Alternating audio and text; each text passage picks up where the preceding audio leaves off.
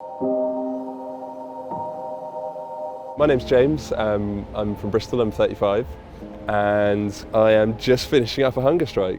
I'm Yves Ayol Dutilly. I'm a Mexican lawyer based here in London. My name's Jane, I'm from Thatcham near Newbury. I'm on day 7 of the hunger strike. I'm Steve, I'm a member of Extinction Rebellion. I've been involved since its very beginning. My name's Angus, I'm a software programmer. I'm Larch Maxey.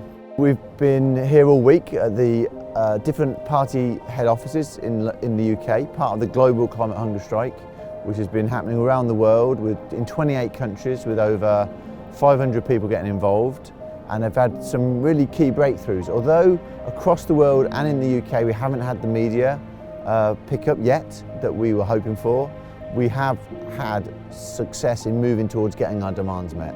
And this is a non-disruptive as well. I think it's a way we can get that publicity without impacting people elsewhere. And I know a lot of people maybe think we went a little bit too far, certainly in some cases. So this is a way of just peacefully sitting here, informing the public without disrupting them. So it initially spanned 15 countries and then 22 and now 27, and it now includes over 500 hunger strikers around the world, 200 hunger strikers in the UK, 100 in London. Extinction Rebellion, when it was founded back in 31st of October last year, 2018, we declared the 3 demands. So the 3 demands we have from government are to tell the truth, for the government to tell the truth to all government departments and all organisations that the government interacts with. The second demand is to take rapid action to reach net zero carbon emissions by 2025. And the third demand is for the government to create and be led by something called a citizens' assembly. In the UK we're really blessed that those 3 demands are encapsulated in a bill that's ready to go. We've been working on it for months. It's the 3 demands bill, or the climate and ecological emergency bill. So in this election rebellion, we're asking all of the parties and all of the candidates to sign up to this bill.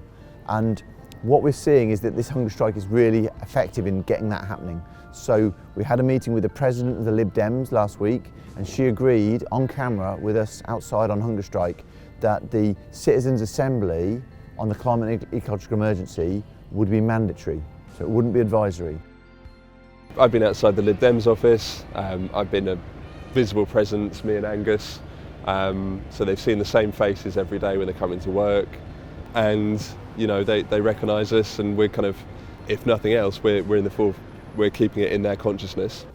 So we're here outside the Conservative Party headquarters in the UK on Matthew Parker Street in London. We're also outside the Lib Dem offices in George Street, and we're also outside the Labour Party offices in Victoria Road. We've been outside those offices every day this week. We've achieved a remarkable amount considering we haven't actually had that many people on the ground. So we've engaged a number of the 5 main political parties here in London. The exception has been Brexit Party and the Conservative Party so far. We've had no acknowledgement of our letter. We wrote to them 2 weeks ago now, and we've had no acknowledgement of our letter. We've been here every day. I've spoke to Boris twice personally, and he's just sort of tried to avoid me each time with a letter saying, look, can you please take this letter? Will you please meet with us? In a democracy, it seems a very reasonable thing to do. The other parties are doing it, so why aren't they? That's our question now to them. In preparation of this hunger strike, we spent 9 frantic days with very little sleep, and somehow managed to pull all the main pieces together to make this happen. It's been pretty savage, sort of like comes in waves of like kind of feeling really bad and kind of feeling less bad. It's been really cold because I've just been here on this street through all the daylight hours essentially, and going to someone's house to sleep in the evening. The first 3 days were very difficult. I've been carrying on working during the week, so I've been fasting, working, and trying to stop by and be together with the other fellow strikers. Like to experience that on some level, what 820 million people are going through right now around the world, that hunger, that they don't choose, that we have the privilege, and we can use our privilege to choose to put ourselves in that position and show our vulnerability. So it's been really important for me to connect with that vulnerability that we have in the UK but isn't being spoken about at the moment. We are vulnerable, our food is vulnerable if we don't address this crisis, and that other people right now are experiencing it.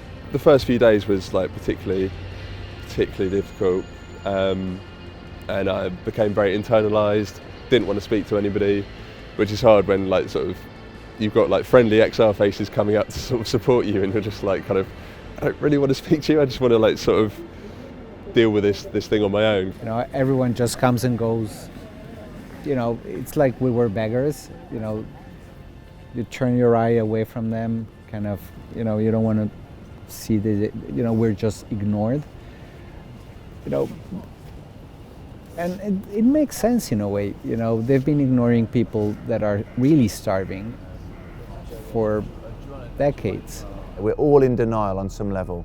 So for me, part of my practice is to think of those 1,000 children that will die today because of climate change, the 1,000 children that will die tomorrow because of climate change, and to really bring them to mind. We have vulnerabilities and the world is vulnerable, and by coming together to work this problem out, we can make our lives collectively less vulnerable, and the world's future less vulnerable, more secure. I'm here because I truly believe in what Extinction Rebellion are doing. I have a science background. I've looked at a lot of the science, and you know, the reports from the IPCC are really scary. I've tried everything. I worked in academia for 25 years, wrote reports and papers, I've met with ministers, I've helped get some policies through government in different ways, been on marches, on protests, but nothing seemed to work because we weren't using the science of social change effectively. And the science of social change says we need a mass participation civil disobedience movement, and that's what we've been doing with Extinction Rebellion. I don't see anyone acting as if this was an emergency. We have to keep on pushing, and this year has been a particularly important year for climate activism. I think with Greta and with Extinction Rebellion and some others, this has been the most prominent year in climate action of all years to date. So we call on everyone to join us and support us in whatever way you can. You can still join the hunger strike if you're up for doing that, but you don't need to. You can join us by coming out here, showing support. You can join us by occupying offices in your own constituencies. We're going to be launching that on the 2nd of December, people going and occupying their own offices in their local constituencies, whether they're on hunger strike or not. So anything you can do to support us, please do.